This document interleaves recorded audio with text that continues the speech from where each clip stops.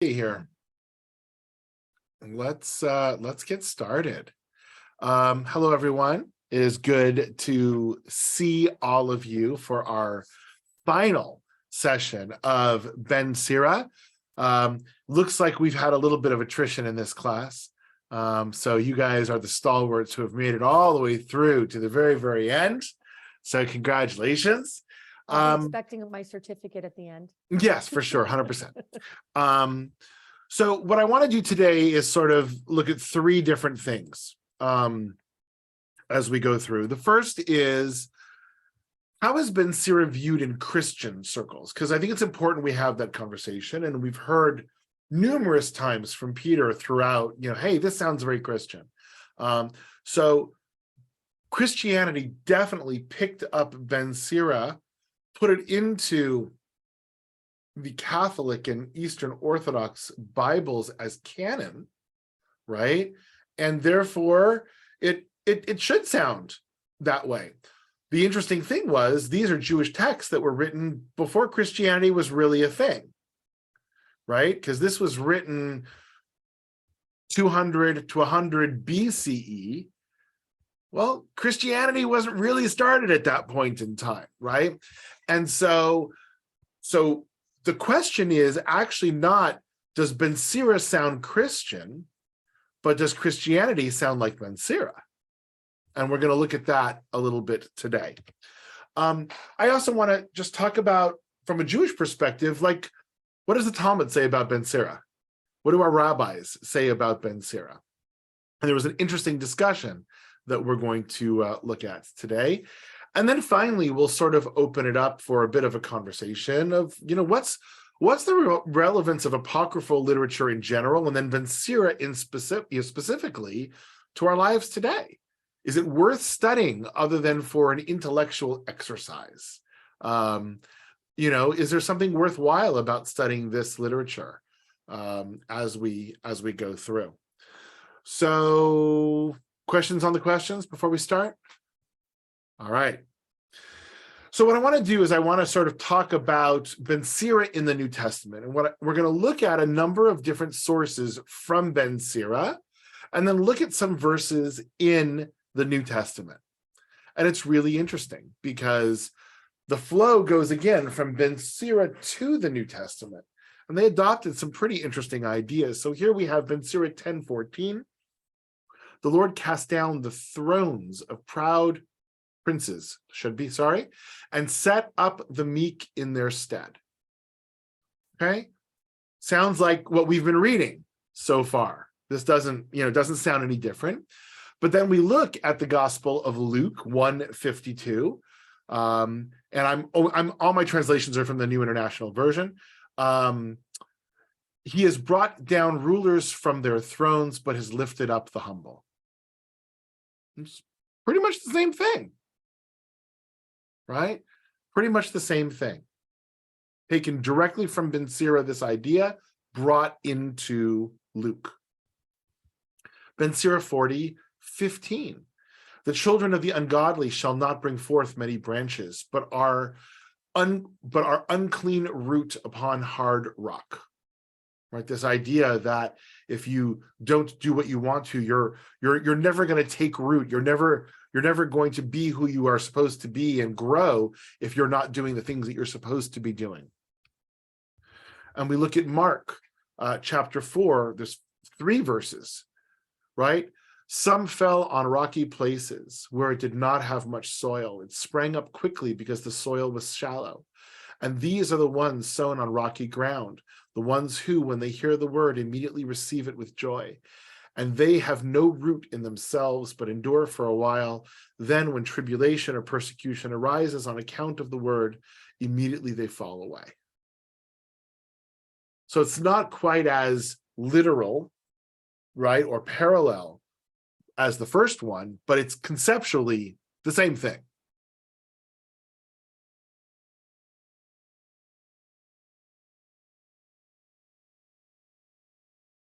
And the imagery is important, right? Because you can say, all right, well, maybe the concepts are the same, but the fact that the imagery is the same means that there's more likelihood of a connection, between these, using this image of the hard rock and the branches and the plants.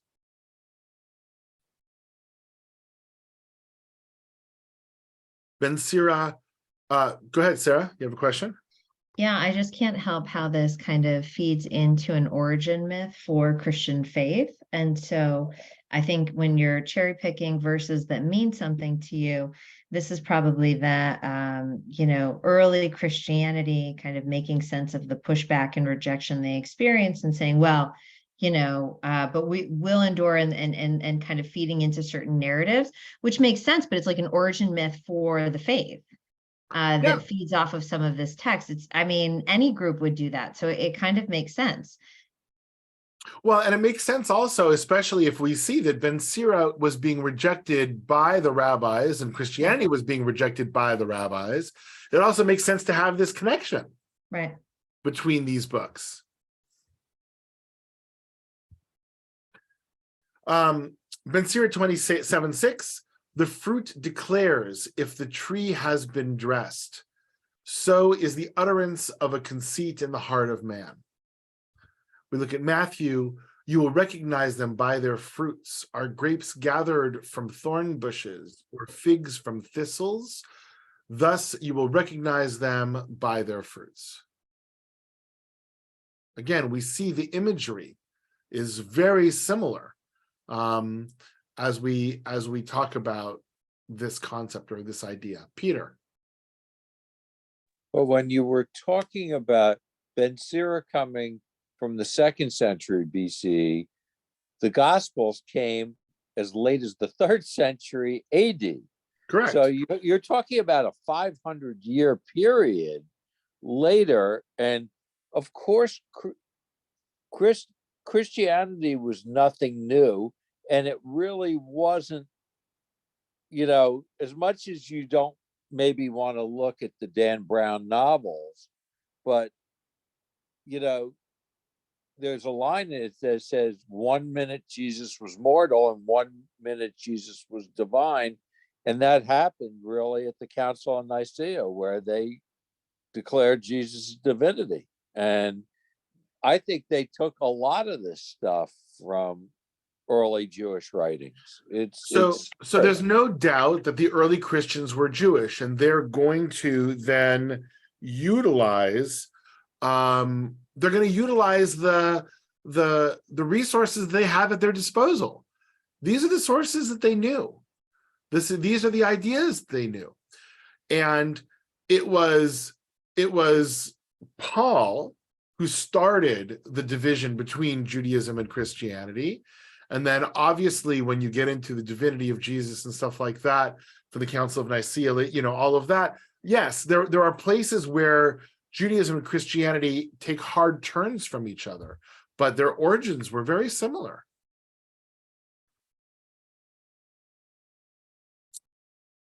All right, hang on a second. I'm getting a text from my son. I just want to make sure everything is okay.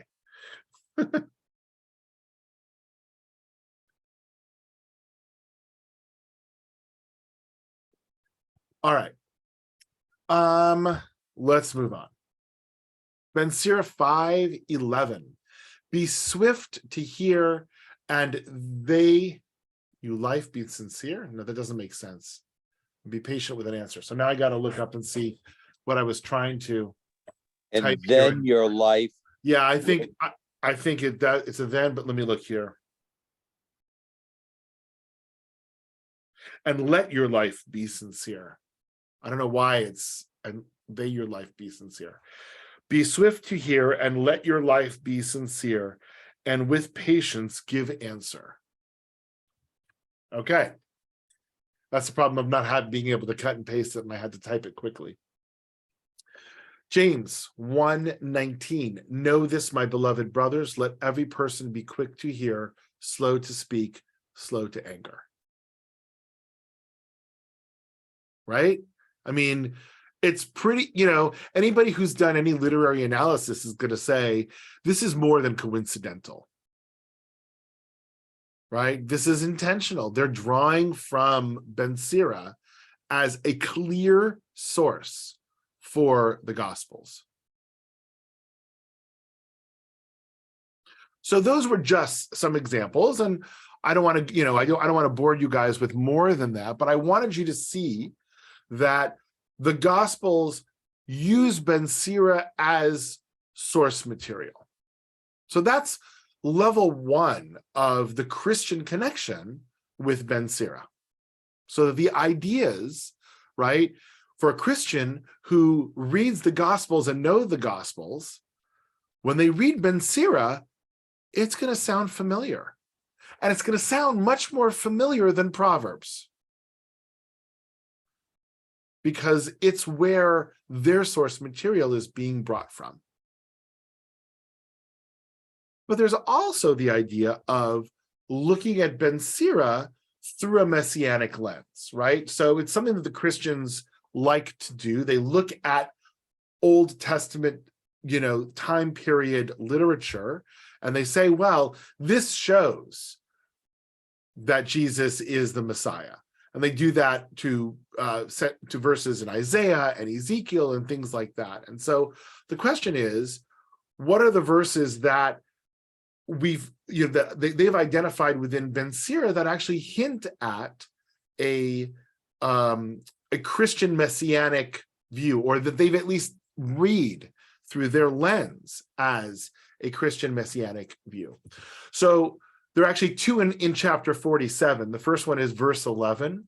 The Lord took away his sins and exalted his horn forever.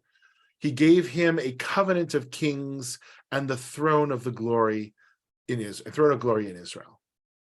So, I mean, just on the surface, it seems you can read it as messianic, but especially when you have the word horn, Karen, that actually is used in other literature to refer to Jesus, and Christian literature to refer to Jesus. And so they pick up on exalted his horn forever. Karen is seen as Jesus, and then gave him a covenant of kings and the throne of glory in Israel, seen as being predictive of Jesus. And then later on in verse 22, but the Lord will never leave off his mercy, neither shall any of his works perish, neither will he abolish the posterity of his elect, and the seed of him that loves him, he will not take away. Wherefore he gave a remnant to Jacob, and out of him a root unto David. So as soon as you start talking about root of David, that is going to be seen in a messianic lens. Because it is, by the way, right? And it comes from Isaiah. It comes from Isaiah chapter 11. And here are verses 1 and 10. But a shoot shall grow out of the stump of Yishai, a twig shall sprout from his stalk in that day. The stalk of Yishai has remained standing and shall become a standard to people. Nations shall seek his counsel, and his abode shall be honored. This is messianic in Judaism as well as Christianity. The difference is Judaism says this hasn't been fulfilled yet, and Christianity says it has. But it is clearly messianic. There's no doubt. And so when you look back at these verses, especially verse 22, you see this root of David, remnant of Jacob. That's going to be that same idea that is being picked up from the book of Isaiah. And so Christianity is going to look at this and say, speaking about Jesus. Okay. So we've talked about now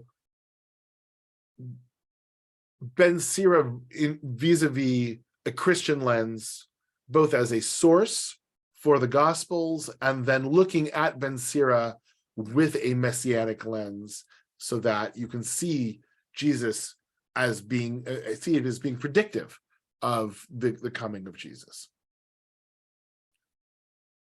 Oh, is that how it's viewed, as predictive? Yes. Oh, so interesting. So it's not even just like a retroactive application. They argue that Ben Sira was anticipating or prophesizing. Yes. Huh. Yes. Okay. 100%. And Isaiah is just like Isaiah is prophesying, the coming of Jesus. Peter. If it's messianic in its tone, how do Jews view it now? Are we viewing it? How are we supposed to Yeah, view it? Jews don't have a problem with the Messiah, right? The Messiah is a Jewish belief. Right, Jews just believe, they just don't believe it's come yet.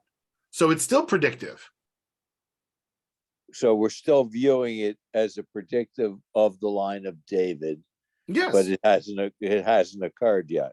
correct. And was Ben Sira writing this as poetry, or was it put together, as almost as being a gospel? How was he viewed by the rabbis of the period? Or No, I actually think he took his inspiration from Proverbs. It's very similar, right? It's that same sort of writing style of, and it's what we would call classic wisdom literature. That's where we started, right? It's, let me tell you, oh people, how to live your life in a good way. That's the tone of wisdom literature. And it's and sometimes it's very prescriptive in terms of this is what you must do. And sometimes it's much more casual in terms of here's guidance, take it or leave it. But was Ben Sira a rabbi in your thinking, or was he just an author writing? No, he was not a rabbi. He was not a rabbi because the rabbis weren't really around at that time, certainly not in the way that we know them. So this was pre-rabbinic. He was a scribe, so he was literate, but he was not a rabbi.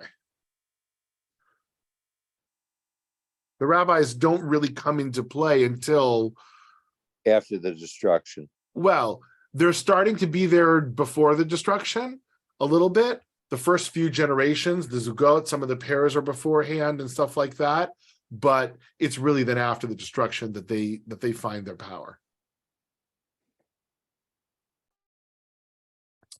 All right, so let's now, good segue. Oh, after we answered Sorry, Diana's I question. had a quick question. You said this parallels more Proverbs, which is Mishlei, which I definitely see some, but what about the connection to Kohelet?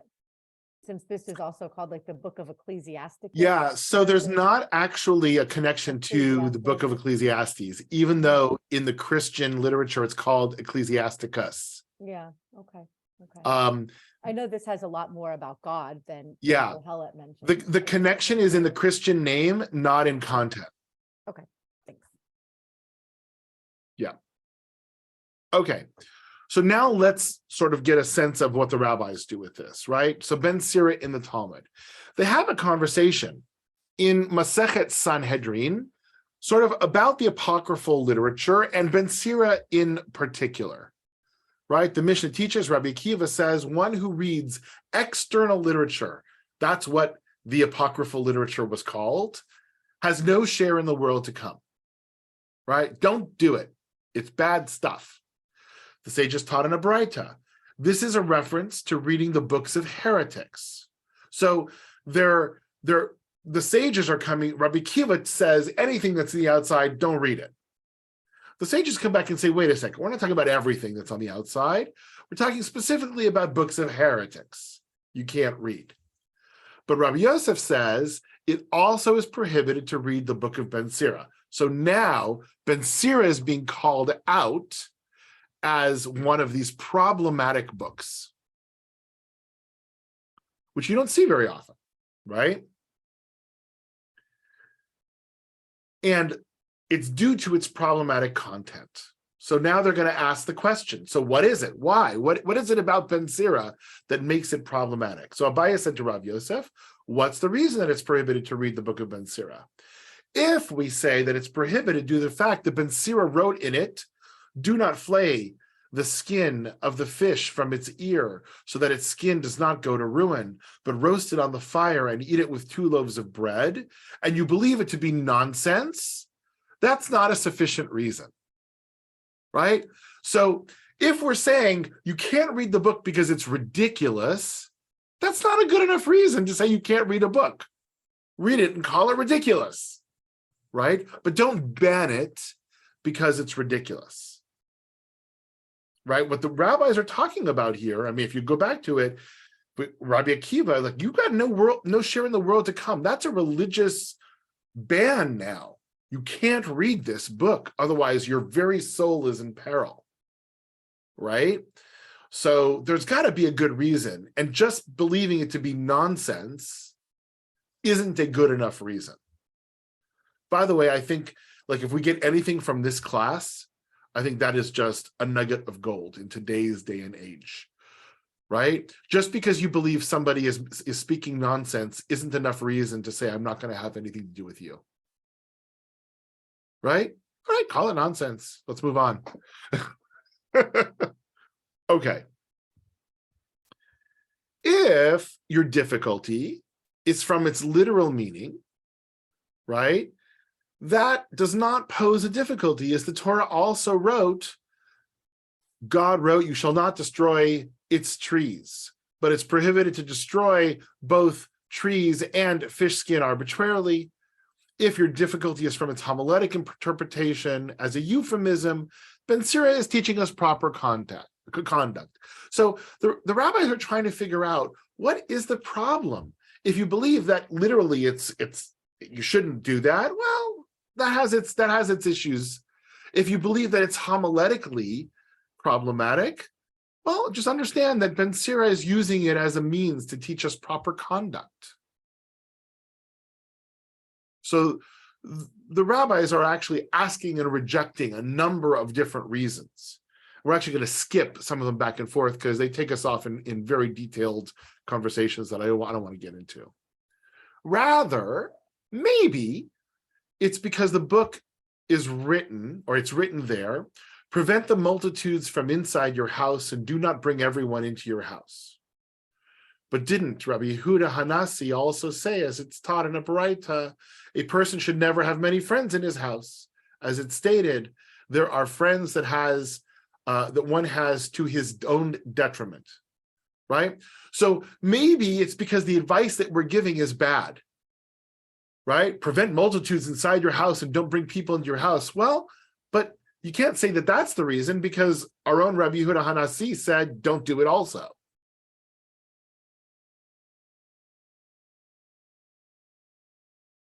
Rather, perhaps the book poses a difficulty because it's written, a sparse bearded man is clever, and a thick bearded man is a fool. I try to keep my beard thin, so it's not too much. One who blows on his cup is not thirsty. One who said, with what will I eat bread? Take the bread from him. One who has a passage in his beard, the entire world is able to overcome him. Abaye suggests, due to all this nonsense, it's not appropriate to read the book. So again, it's this idea of maybe you just think this is a stupid thing. What he's saying is dumb. Don't read it. Is that really enough of a reason to ban it?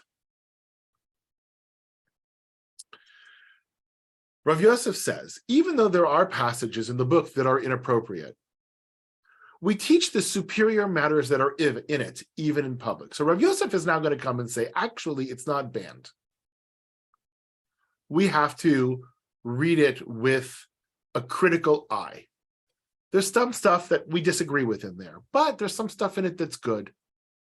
And for those who know some of the Talmudic stories, the story of Acher, right, of Rabbi Elisha ben Abuya, who is the heretic, and Rabbi Meir, his student, they asked Rabbi Meir, how can you continue to learn from this teacher of yours who is now an apostate? And he says, it's like a pomegranate. I eat the seeds and I throw out the rind. Right? Which is a brilliant response, I think. And I'm hearing that in here. It's like, don't throw away the whole book.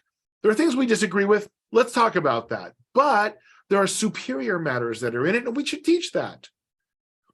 Right? A good wife is a gift, and she will be given into the bosom of a God-fearing man. Grieve not about tomorrow's trouble, because you will not know what a day may bring. Perhaps tomorrow you will no longer be, and one will have worried about a world that is not his.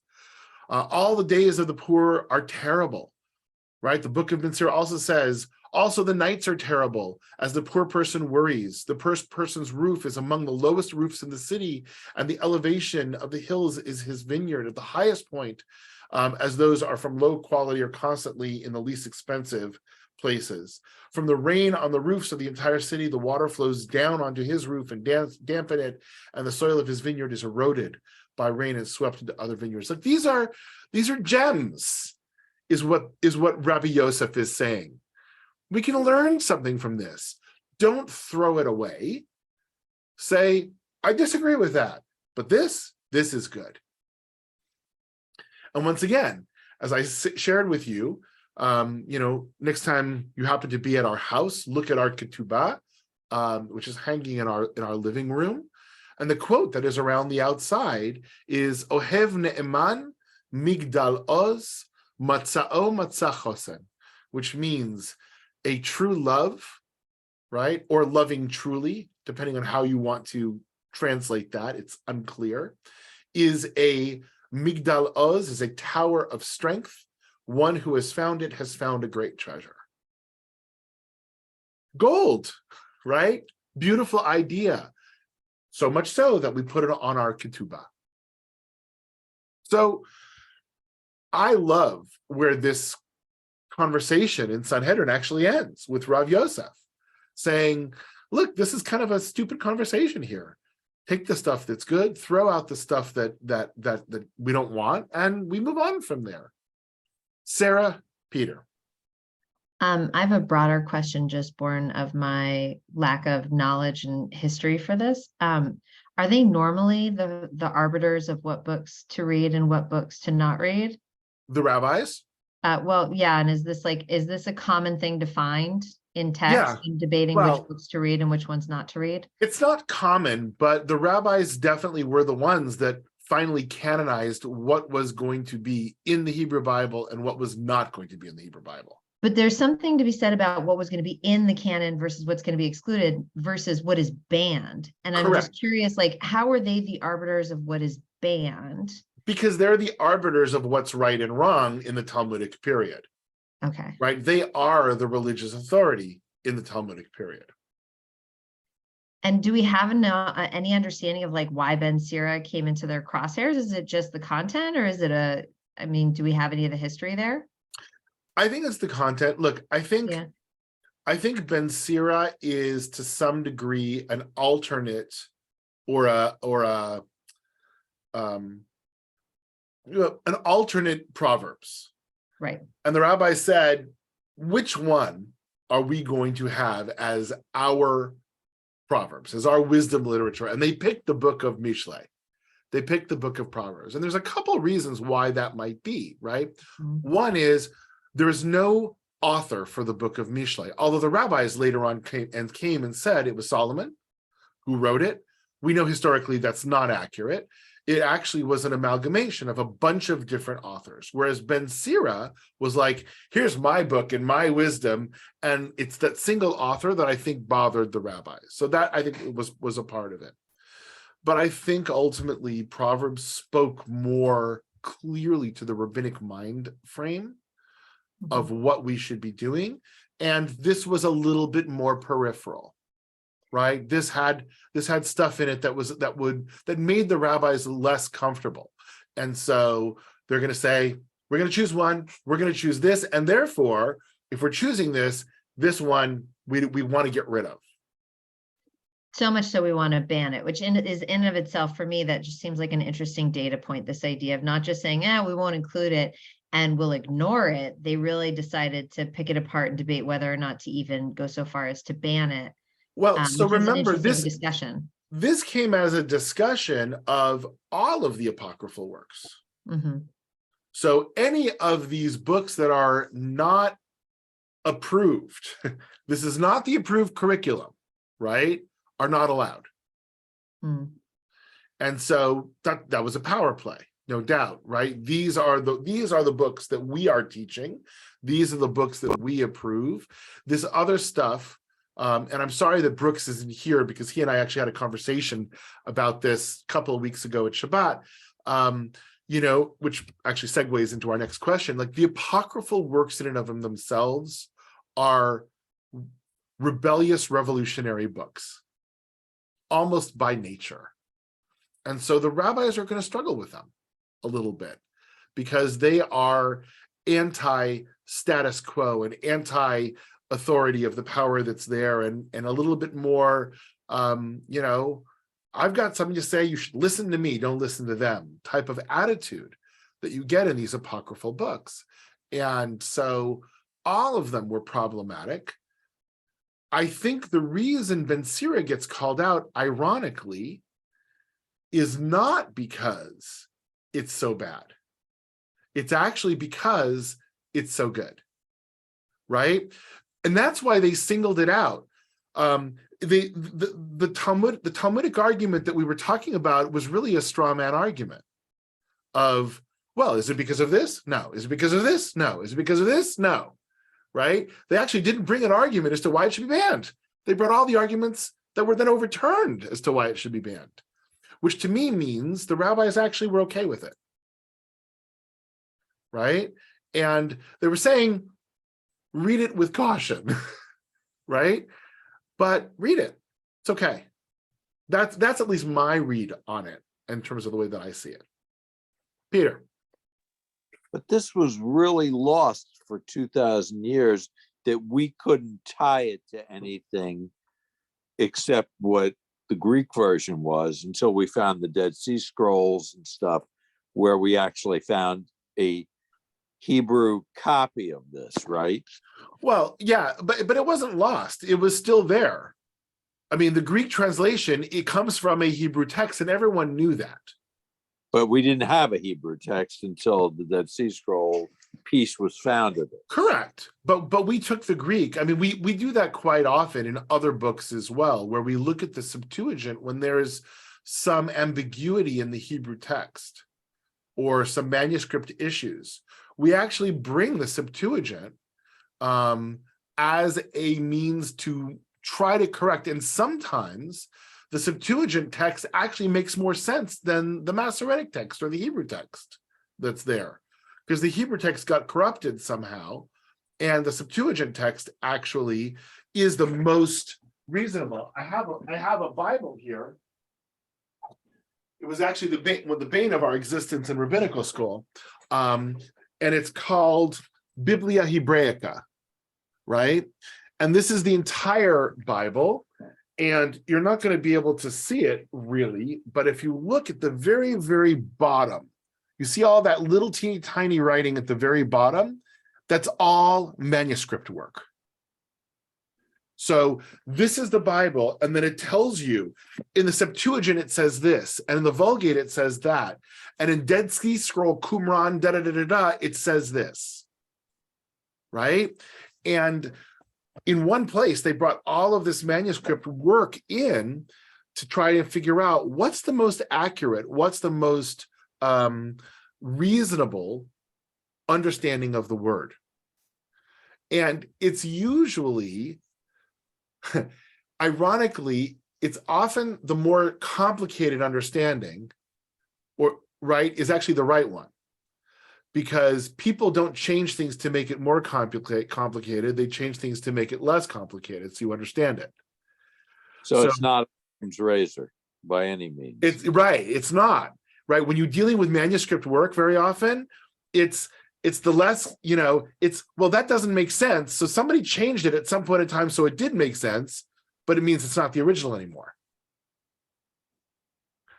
So manuscript work is a really, really interesting a course of study and field of study. And being at the Jewish Theological Seminary and working in Talmud, I got the opportunity in the rare book room at the seminary that they have a lot of these manuscripts from the Cairo Geniza and things like that. And so it's really interesting to actually go and open up the manuscripts and see yourself and try to figure out what it says and do all of that work. It's a really interesting and very exacting field of study. Is there, like, for these apocryphal texts, someone like a Rashi that actually sat down and did commentary and midrash on this stuff as well? Only in the Christian world, right? Because the Christians now have this as part of their Bible, so they're going to have their commentators speak to this, but not in the Jewish text. Once it was seen as being, right, Sfarim Chitzonim, the external books, nobody really commented on them because they were outside. Why are we going to comment on They didn't like fiction, huh? them? So look, I mean, for me, I love the apocryphal literature. I think it tends to be a little more spicy. I think it tends to be a little bit rebellious in nature. I think it tends to push us to say, are we okay with the status quo? Does that really make sense? And see that alternate voice. I don't think we need to accept it as doctrine. I don't think we need to accept it as the way that we believe. But I think it's interesting to know that we as a Jewish community have always had a plurality of opinions that don't always agree with one another. And at some point in time, somebody says, this is the book that we're going to follow. Okay. And I accept that, right? I accept that. But that doesn't mean that those other books don't have something to share.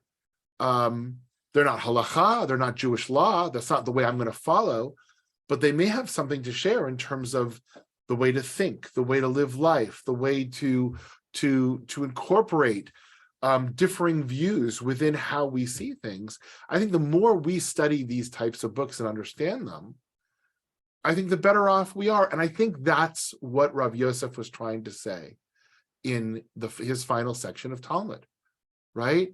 Study it. Look for the gems, look for the nuggets. Throughout the Rhine, keep the seeds, right? There's nothing wrong with that, right? We today seem to believe that we have to accept everything, all or nothing. And it gets us into big trouble, right? It gets us into trouble in the political realm, right? People ask me all the time, how is it, right? Do you support evangelical Christians who support Israel? I support anybody who supports Israel. I disagree with 90% of their theology and 95% of their politics. But on Israel, okay, we can agree. And that's okay. You don't have to throw out the Israel because I disagree with all the other stuff. And all the more so, it gives me a chance to say, I agree with this, but disagree with that. Right? It actually allows me to clarify my position on all of that. Now, there's danger in that as well. But I think we've gotten to a place, and you've heard me speak about this from the Bima and other times as well, we've gotten to a place where unless somebody agrees with you in their entirety, they're disregarded. And for me, our study in Ben Sira is pushing us to think otherwise and to say, let's look at what we can agree with. Let's say this is what we disagree with. That's my read on all of this. Diana. Yeah, I think that's really beautiful. I mean, I have to tell you, like when we first started, I was like definitely getting a little bit pushed out of my comfort because, you know, it wasn't within my canon, whatever. But then it was like, hey, you know, there's nothing.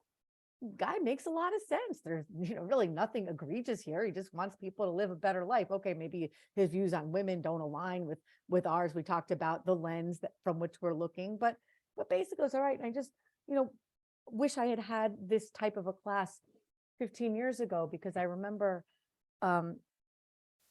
thank God we resolved it. It took about 10 years, but a very, very dear friend of mine from Chabad and I had a fallout that lasted for a really long time, and it was over a women's program, and we were doing for Pesach, and I brought the Haggadah that like we write for our family and a few other ones for people to look at. Anyway, she went out of her mind and she said, well, we don't do anything. And I said, well, for you is art scroll or no scroll. It was a lot feistier then. And like, we really did not talk. It was really sad for like 10 years.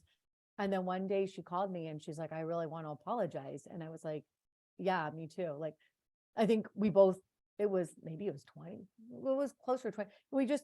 I think we just handled it like so incredibly poorly in retrospect, but this really is so thought-provoking and really can inform a much more positive conversation. Like, instead of saying, well, it's art scroll or no scroll, I thought that was pretty witty at the time. It didn't do me any It's good. good. I could have said, well, what is it about what I'm bringing that you're finding so offensive?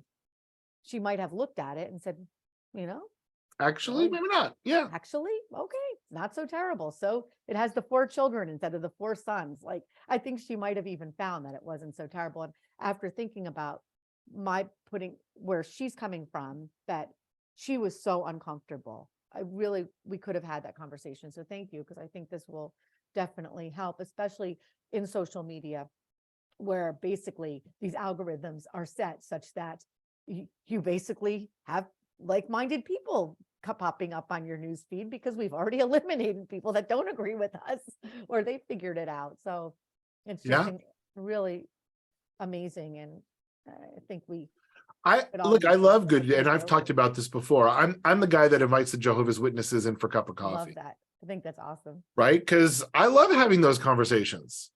Mhm. That's a lot of fun for me. They're not going to convert me. I'm not going to convert them. It actually takes all the tension out of it. Now let's talk, and enjoy a cup of coffee. Elisheva. Do they drink caffeinated? No, that's Mormons that don't do caffeine. Yeah, Jehovah's Witnesses do. Elisheva, you're still muted. Sorry. You would think I don't work on Zoom. I knew about apocryphal books, but I only knew about one, the Book of Maccabees. Mm-hmm. I didn't know about all the others.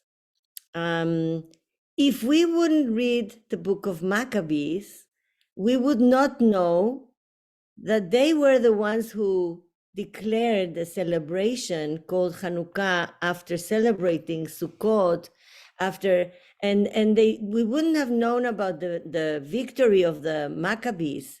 We wouldn't have known about all the things they said we should do. We should do Hallel. We should light 8 days candles.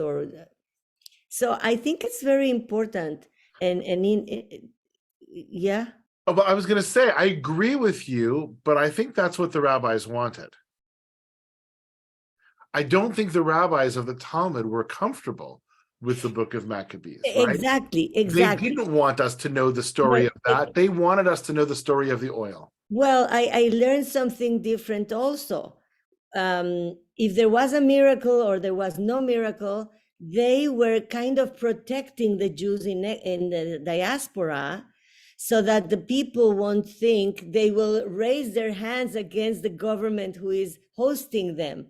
So let's better not talk about a military victory, but talk about the miracle of the oil. So that's what the rabbis did in the Talmud. They didn't want to know that people wouldn't read about the military victory. So that's why I'm sorry. That's why I think that it's very interesting to read those books, because we may find some other interesting things.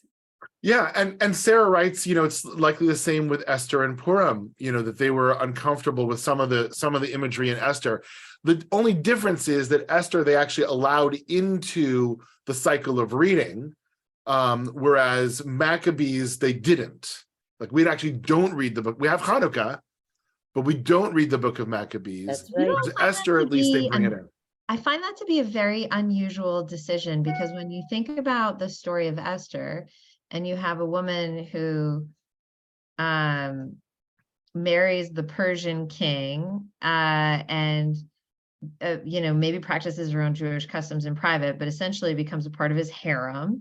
Mm-hmm. And and in some respects, you could say unwillingly engages in sexual intercourse with him. Like, there's a lot in there that I would think they would not be so comfortable with and not want people celebrating or reading every single year. So it's just fascinating to me. Armed rebellion, problem. Right. But a woman, sacrificing her entire life and happiness for the sake of, And then there is actually a violent end to that one too. Oh Which yeah. is interesting. Oh yeah. I think in the story of Purim, Mordechai is actually a very clever person who wants to interfere and be present in the government, and he uses his niece. That's why I cannot make peace with that story. Oh, me Well, neither. I don't tell that my students. Okay? I don't tell that my students. There are a lot of challenges with the Book of Esther. I think the decision not to have the Book of Maccabees was purely a survival one, right? In that the rabbis of the Talmud were in Babylonia. They were living under a foreign ruler. You don't celebrate a holiday that is about rebellion when you're living under a foreign ruler. Exactly. I really think that's where it came down to.